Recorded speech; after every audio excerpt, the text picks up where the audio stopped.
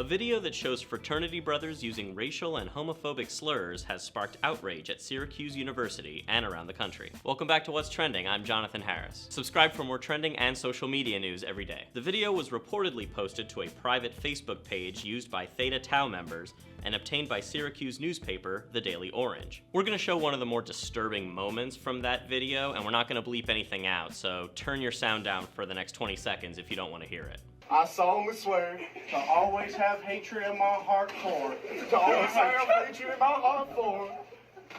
niggers.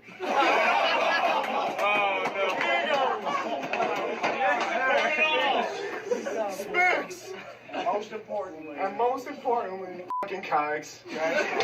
The video also features a moment where a student tells Jewish characters to get in the f***ing showers, and there's plenty of mimed fellatio and dog humping throughout. At one moment, even some of the frat brothers seem to think the sketch is in poor taste, and you can hear audible groans and someone say, "too far."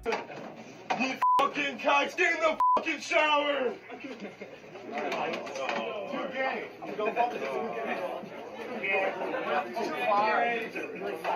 Upon the video's release, the Chancellor of Syracuse, Kent Syverud, announced the immediate suspension of Theta Tau. In a statement, he said, "Syracuse University is committed to fostering a community where all our students feel welcome and are treated with dignity and respect. This behavior is unacceptable and contradicts our moral standards." The videos were posted by an SU student named David Yankoe III, who has since deleted his Twitter and did not comment on the story for the Daily Orange. The videos have sparked active protests at Syracuse, with students asking for Theta Tau to be permanently banned.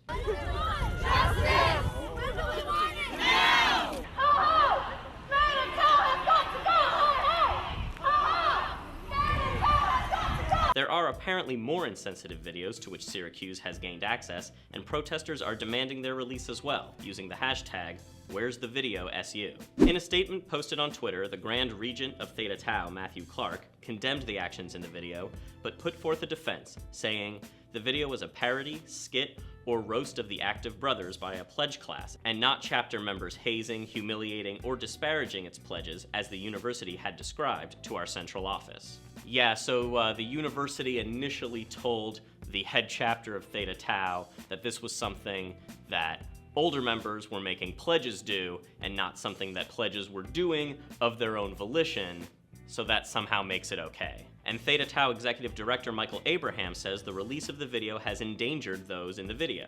Yeah, so the skit defense isn't playing too well online. @JackStoney Piper tweeted, "Attempting to excuse it as a skit, then saying you're not excusing it, comes off as bullshit and disingenuous." Frat's getting in trouble for racial insensitivity? It's nothing new. And it's kind of hard to believe that this is 2018 and some people still haven't gotten the message. Just last week, a Lambda Chi chapter at Cal Poly San Luis Obispo was suspended for a party where some members dressed as urban gangster stereotypes. In one photo, a student even appeared wearing blackface. And again, the initial apology left a lot to be desired. Chapter President Logan Boersma said, "I absolutely feel terrible that it was construed like that, and I am fully aware that it can be insensitive." I never like it when people say, oh, I'm sorry that it was construed like that, because saying something was construed like that is saying that it's your fault for being offended, not my fault for doing something stupid. So when you're apologizing, it's kind of important to take ownership for what you did wrong instead of saying, "Oh, I'm sorry that you were offended by my blackface." Boersma also said the face paint wasn't meant to represent any race or ethnicity. Okay, what was the blackface supposed to represent, if not a black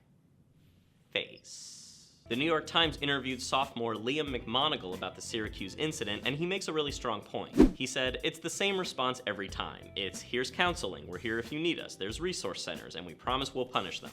But there's no mechanisms for change." He's right, as long as universities and fraternities treat these like isolated incidents instead of part of a larger, more troubling behavioral pattern, nothing's gonna change. What do you guys think? How can fraternities and universities better respond to racism among their members and students? Let us know in the comments below. Be sure to subscribe to our channel for more trending news every day, and for more stories like this, head over to whatstrending.com.